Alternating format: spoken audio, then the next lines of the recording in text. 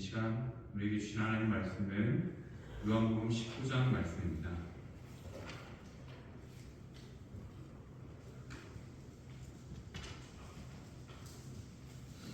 요한복음 19장 1절에서 16절까지의 말씀입니다.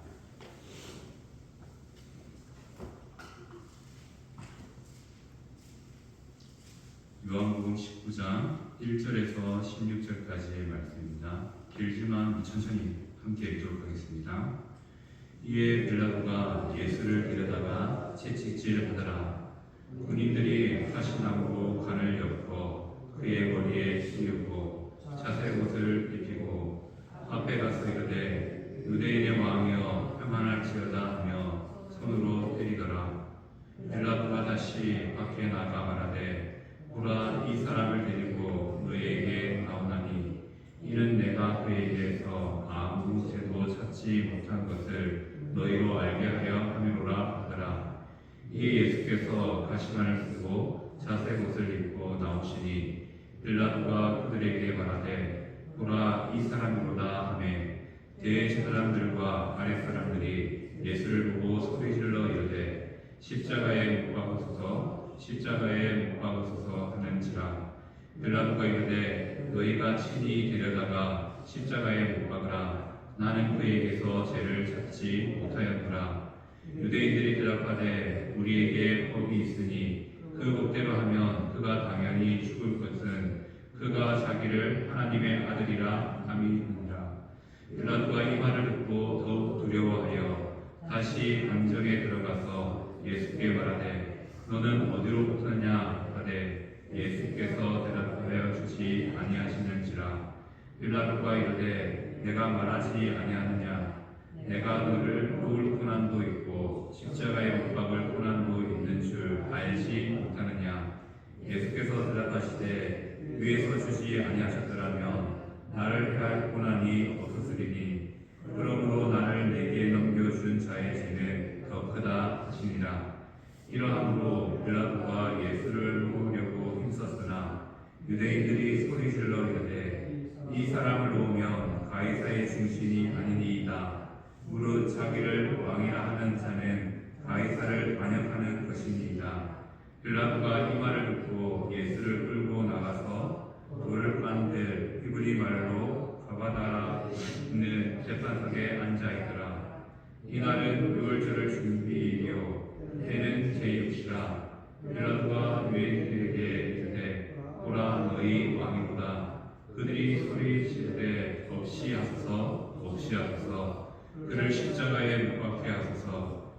빌라도가 이르되 내가 너희 왕을 십자가에 못 박으랴.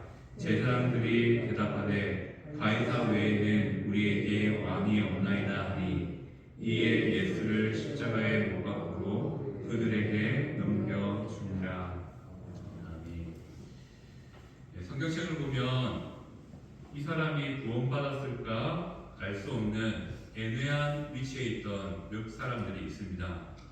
그 중에 한 사람이 오늘 본문에 등장하는 빌라도가 아닐까라고 생각해 봅니다.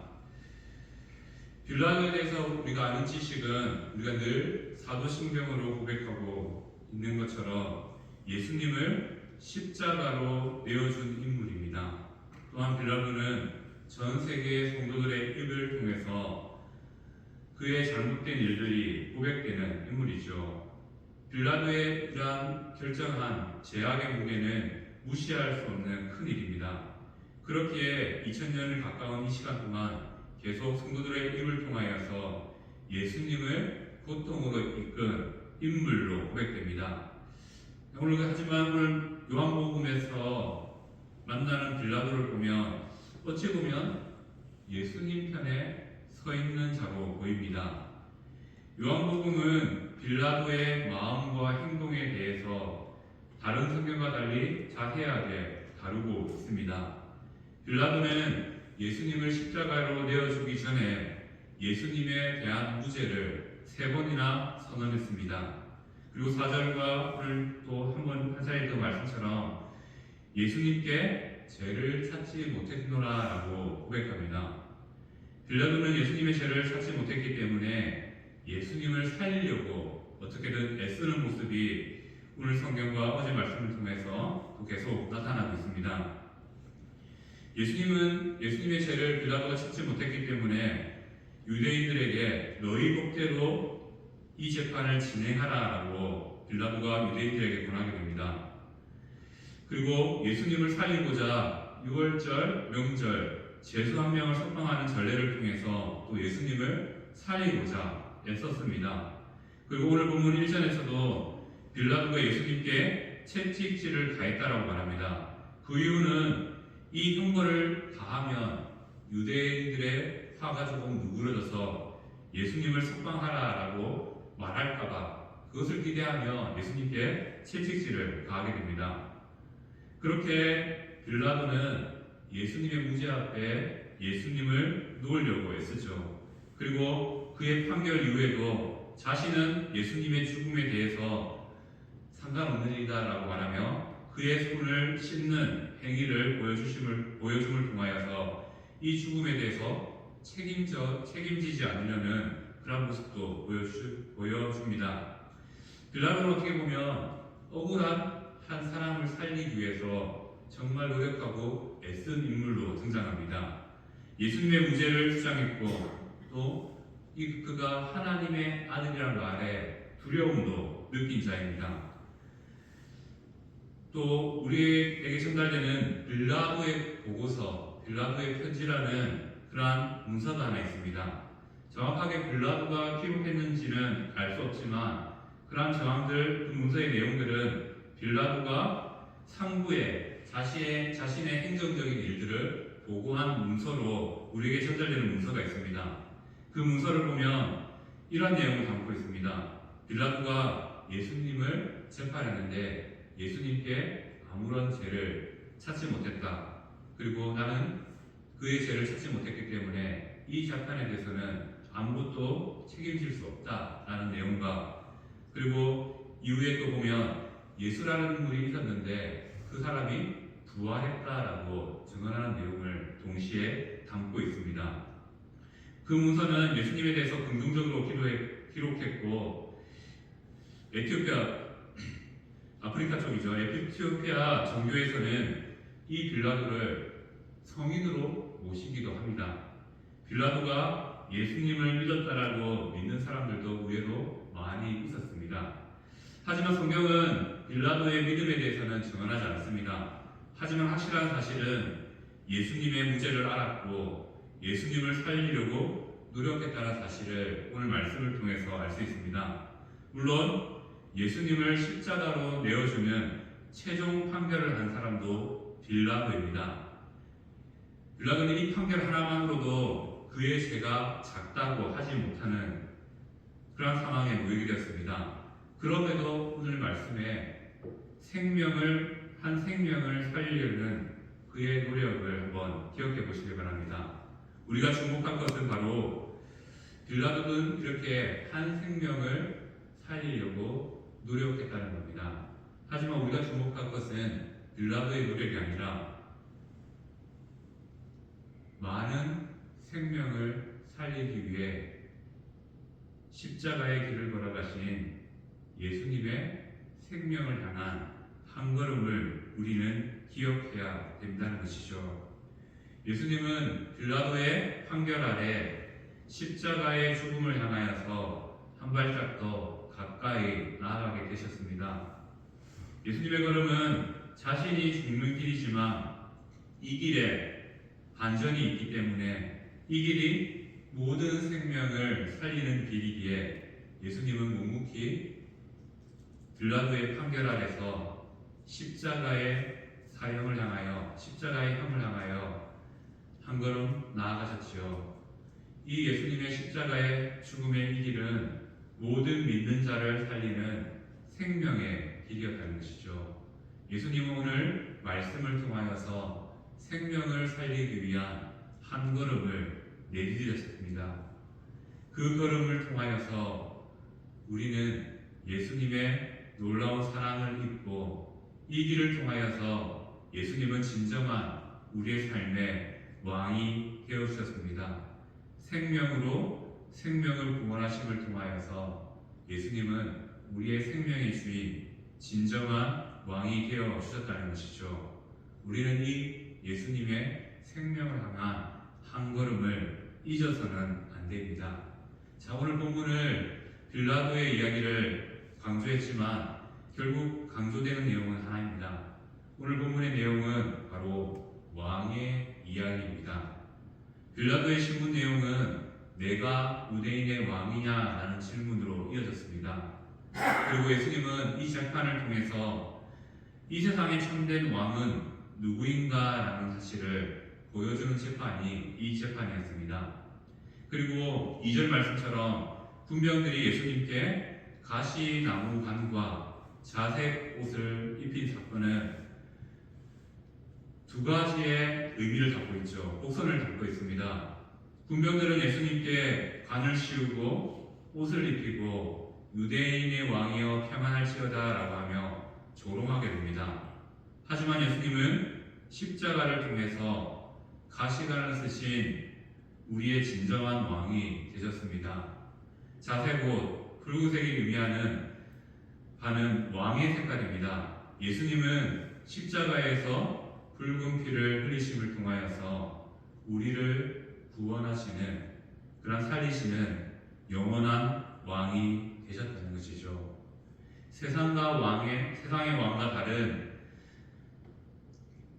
겉으로는 연약하지만 이 피 흘림을 통해서 우리의 생명을 구하신 진정한 왕이 되셨다는 것입니다. 그래서 오늘 본문은 우리에게 질문합니다. 누가 우리의 왕이신가? 라는 것이죠. 이 질문에 예수님은 서슴없이 말하죠. 내가 왕이다 라고 말씀해 주십니다. 하지만 불신 유대인들은 15절 말씀처럼 이렇게 고백합니다. 가이사 외에는 우리에게 왕이 없습니다 라고 고백합니다. 유대인들은 자신들의 왕이 가이사, 로마의 황제라고 고백하고 있습니다. 이는 신성모독에 죄에 해당합니다. 왜 그렇습니까? 유대인들은 로마를, 이방나라를 인정하지 않습니다. 그리고 로마의 지배를 거부합니다. 로마의 왕이 우리의 왕이 될 수 없다라고 말합니다. 이유는 간단합니다. 성경에서 보면 하나님이 이스라엘의 왕이시기 때문에 그들은 이방나라의 왕을 왕으로 인정하지 않습니다. 하나님이 세우신 왕만 자신의 왕일 수 있다는 것이죠.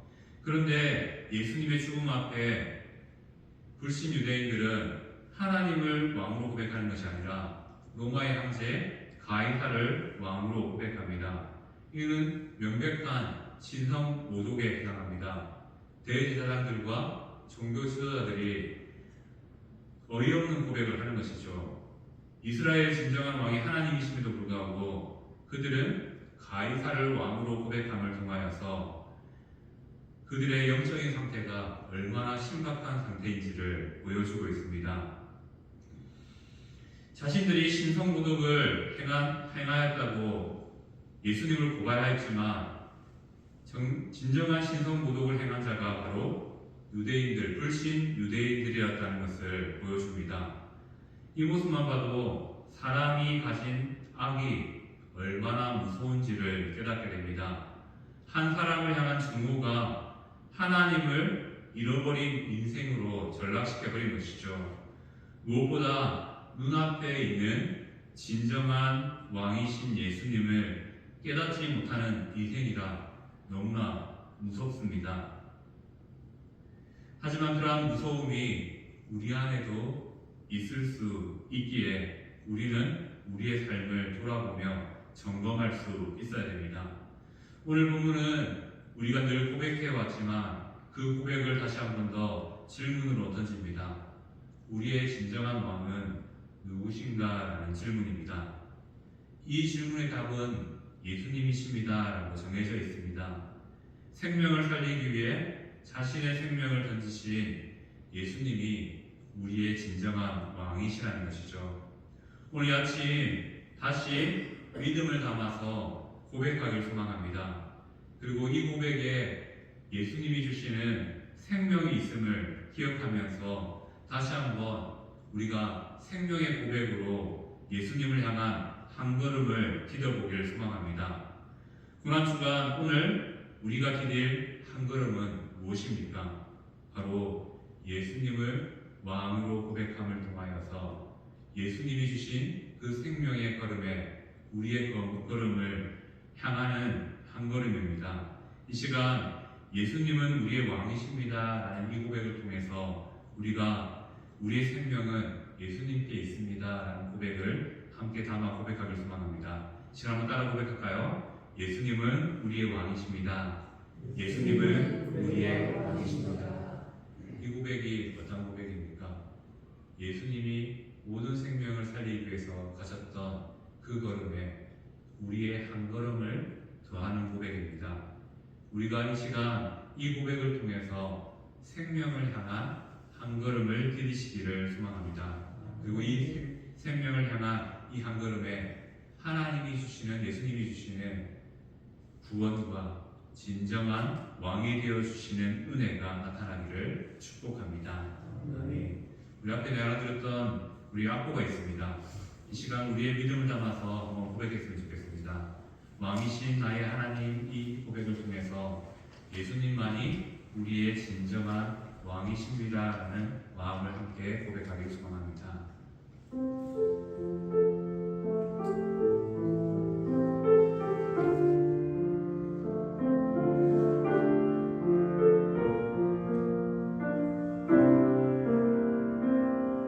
함께 고백